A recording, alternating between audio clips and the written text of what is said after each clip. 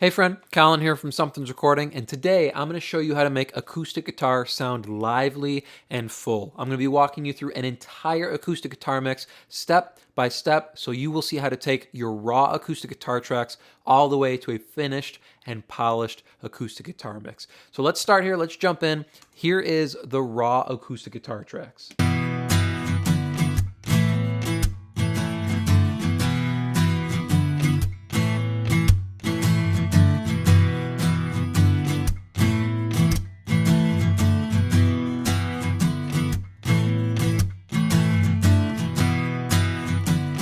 So before you jump in and start EQing, start compressing, start using some multiband, some reverb, what have you on your acoustic guitars, you always want to start just by listening to the source material. And just from listening through on that first pass, the first thing that's jumping out to me is it's very boomy sounding. We want the acoustic guitar to be full, we don't want it to be thin, but this is way too boomy and way too muddy in the bottom end. So I'm going to pull in an EQ, we're going to listen one more time and see if we can take care of that first problem that's jumping out at us here.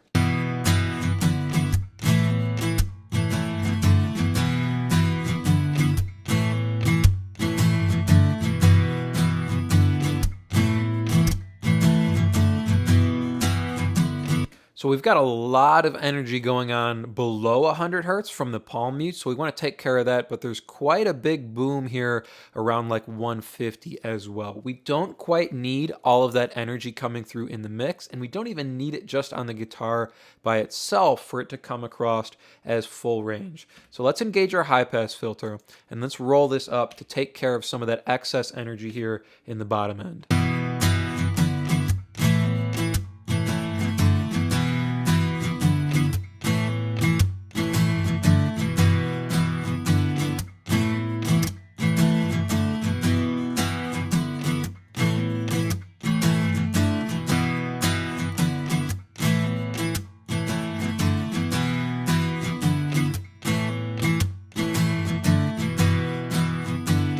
Right there is already feeling drastically better to me. You can see we didn't take away any of the energy from the performance. We still get the palm mutes. We still have the guitar feeling full. It's not all thinned out, but we've reduced some of that excess energy in the sub area that we don't need, and it's just going to fight with things like the bass guitar and the kick drum in our track. That feels okay to me at the moment, but let's see if we go further. There's still a little bit of a buildup here around the 150 area, and instead of coming in with an EQ cut, I want to see if we just roll the high pass filter up further and see if it evens out our frequency range across the board.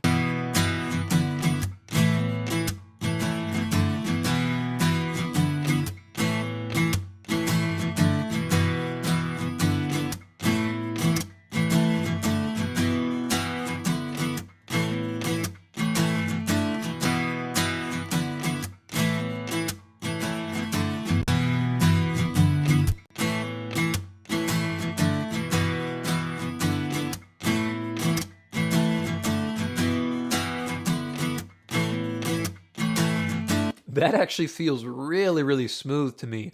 We've evened out all of that energy in the bottom end without coming in and kind of carving out frequency ranges here with our low bands on the EQ. Now it feels like the frequency range is super even across the board on the acoustic guitar. There's nothing in the bottom end that's jumping out and eating up a whole bunch of headroom on our acoustic guitar mix here. So that's our first piece of the puzzle here, is just taking care of that bottom end and rolling up the high pass somewhat into the low mids here to reduce some of those boomy frequencies around 150 and 200 hertz. Now, before I do any kind of boosting, I usually like to get some compression in place just to hold the guitar in one spot and make sure it's a little bit more even volume-wise before we start boosting any top-end frequencies. So I like to use this 1176 style compressor. So this is just the FET comp from PreSonus here. I have the attack at 0.55 milliseconds there, got lights in my eyes, and then 50 milliseconds on the release. So medium slow attack for this compressor, but it's still super, super fast in general. 0.55 milliseconds, we're under a millisecond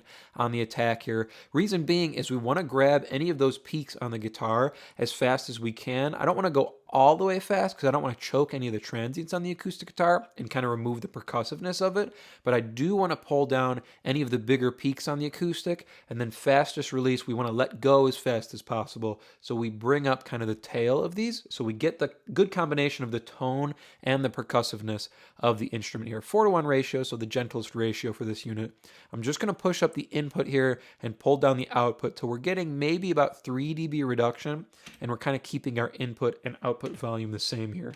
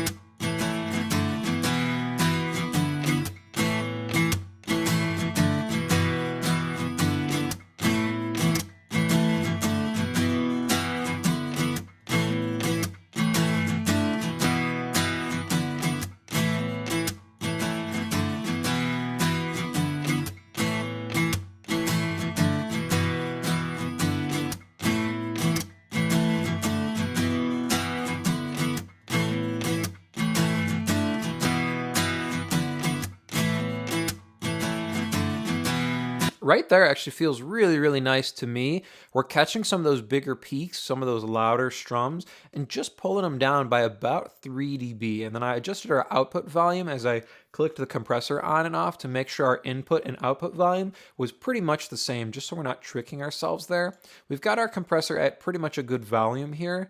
Let's see if we can set the level of the acoustic guitar here. Now I'm going to pull it down till maybe we're sitting around this -16, -17, -18 area on the fader here.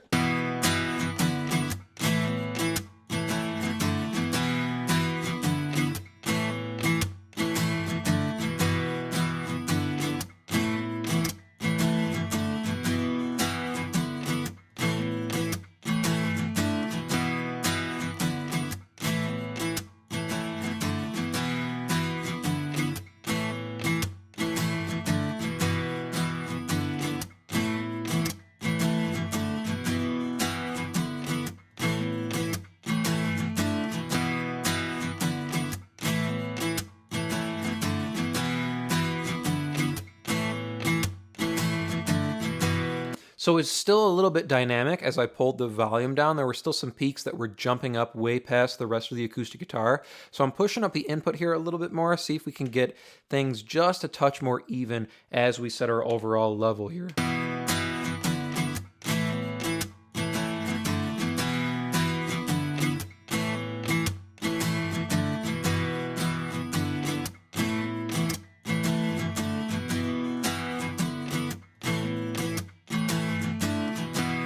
That feels much better to me now. I can kind of park the fader more in one spot, and the acoustic guitar isn't jumping way up and down. We're not going to have these huge peaks and valleys as we try and park it inside the mix here.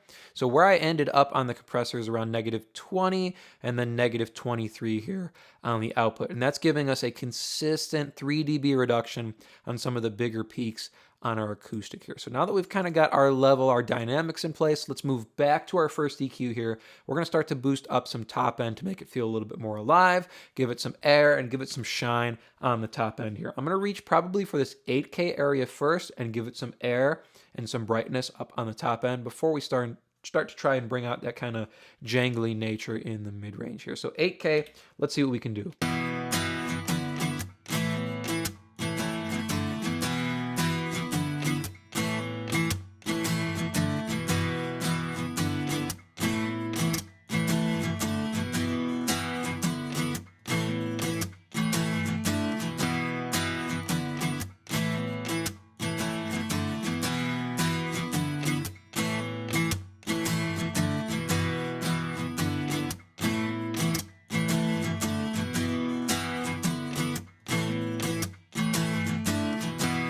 That's perfect to me. About 3 dB, 2.88 dB at 8K, and we bring up just enough of that top end and that brightness and that air off the strings of the acoustic guitar that we have that top end to hear it on the sides of the track. That's where we want to hear the acoustic guitar, that nice percussive, that nice pop nature of the acoustic that's going to sit nice at the edges around our electrics, around our keys, and around our vocal.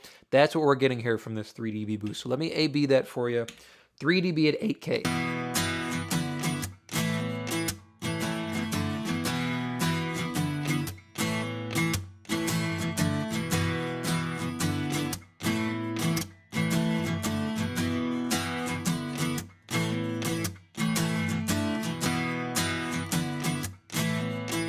Really, really nice. Got some good air and some good breath off of our acoustic here now. Let's take care of the mid-range. I want to give it some more life and some more liveliness, give it some of that jangle in the mid-range here. It's a nice strummy acoustic part. So I'm going to take this high-mid frequency band, see if we can search for something. It's feeling a little scooped between 500 hertz and 5K. So let's add some mid-range and bring this guitar to life.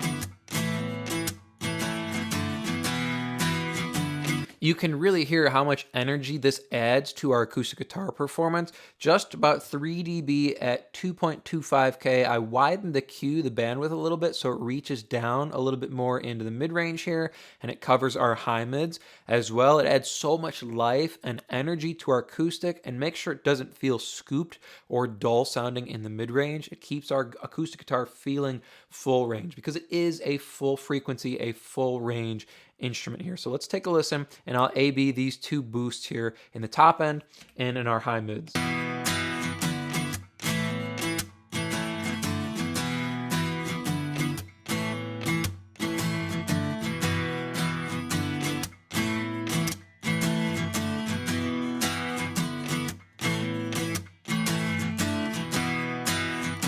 Really helping our guitar feel alive, so it's going to cut through inside the rest of this mix. So we got a lot of stuff going on here if I scroll side to side. Lots of vocals, electrics, some keys, bass, and of course our live drum kit as well. The last thing I want to do here is I want to add a level of control for that top end. We did two boosts here. They're only 3 dB, but in conjunction here in the high mids and the top end, it can get a little pokey on acoustic guitar. So I'm going to pull in a multi-band compressor, and I have a preset that I use on guitar called Guitar Tamer. And all it is one band looking at the top end here. We're looking at everything above 1K. We've got 20-to-1 ratio, fastest attack, and fastest release. So it's going to work like a limiter on the top end of our acoustic here to make sure none of those boosts that we did at around 3K and around 8K get out of control. It's adding some energy and some air that we want, but I don't want anything to get too pokey or too edgy here. So I'm just going to hit play, and we're going to pull down the threshold here to control some of those peaks on the top end of our acoustic.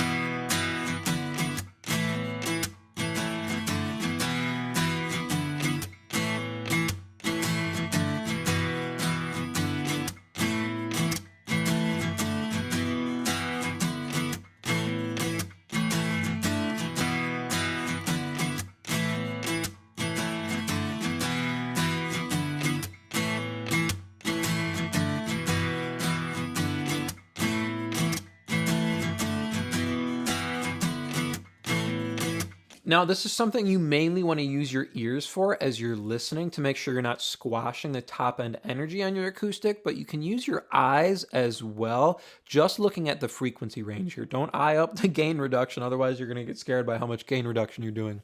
But you can kind of see I'm setting the threshold even with the frequency range or the rest of the frequency range on our acoustic here. So it holds the top end more in one spot, so it's not moving so much up and down. We used our high pass to control The bottom end here now, we're using our multi-band to control the top end, and that's going to lock our acoustic guitar in frequency range wise as well as dynamics wise. So I'm going to hit play one more time.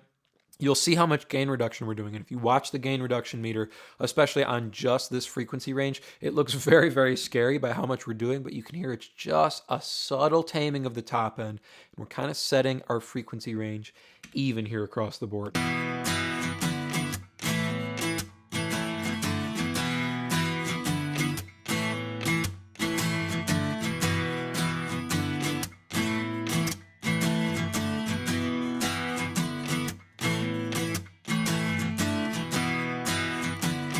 Just a subtle taming and smoothing of our top end there. So when we park this inside the track, it's not going to be pokey. It's not going to pop out and jump out of the mix here and get edgy or pokey for the listener. Let's look one more time at our overall volume. Now that we've boosted top end and added in the multi-band, let's make sure this is sitting where we want it. I'll throw it inside the mix here as well.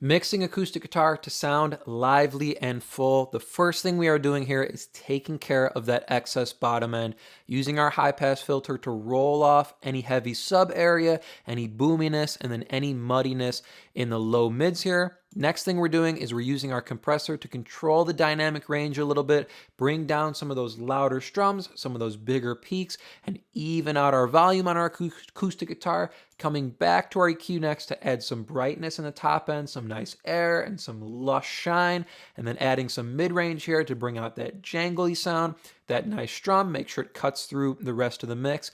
And last but not least, we are using our multi-band to control those boosts we did on the top end to make sure our acoustic guitar stays in one place frequency-wise as well as volume-wise. I hope that was helpful for you. If you are looking to go a little bit deeper into the mixing process in its entirety, then I have just the tool for you, and it is completely free. It is my 7-step mixing checklist, and it's just a simple PDF guide that will walk you through the entire mixing process, step by step, to help you get professional and radio-ready mixes without any more of the guesswork. Completely free for you to download, and you can get access to that by clicking the link below in the video description.